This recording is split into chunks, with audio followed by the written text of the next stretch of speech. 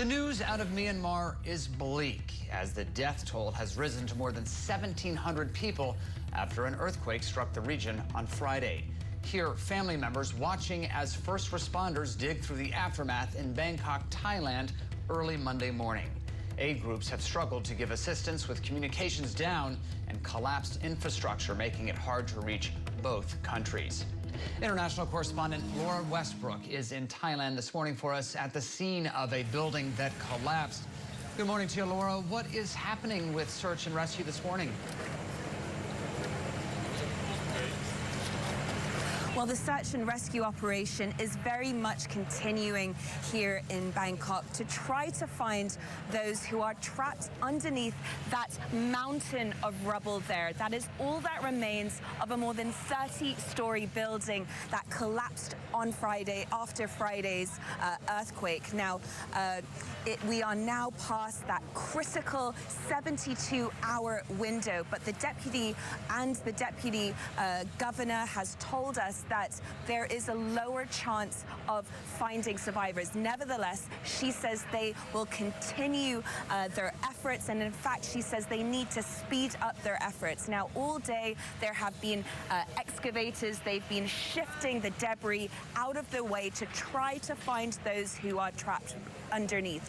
Dozens remain trapped, and we've also there are also drones and sniffer dogs are being used to help the operation, and we've also seen U.S. military personnel moving in and out of the scene this afternoon. For the family members, though, it is very much an agonizing and exhausting wait as we head into the fourth evening. And to give you an idea of the psychological impact of this earthquake, this morning there were fears of aftershocks here, and that prompted some people to leave their buildings. The Thai Prime Minister Paetongtarn Shinawatra did say that the aftershocks in Myanmar did not impact Thailand, and the cracks in buildings were there from Friday's earthquake. But that does give you an insight into the fear that still remains here, Patrick. And Laura, we know you're in Bangkok. What about Myanmar? That seems to be a particularly grim situation now with so many hundreds confirmed dead.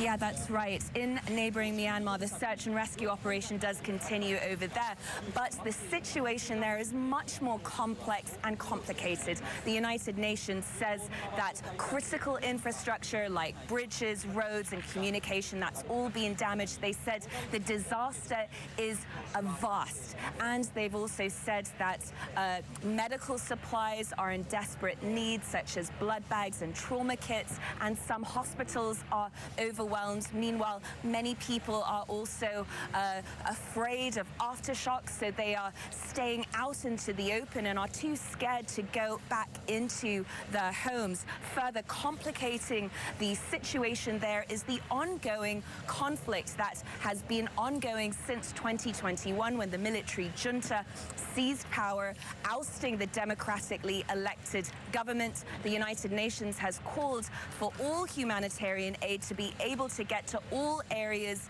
no matter who's in control. But getting the aid to those who need it, well, that is going to be another challenge that Myanmar faces.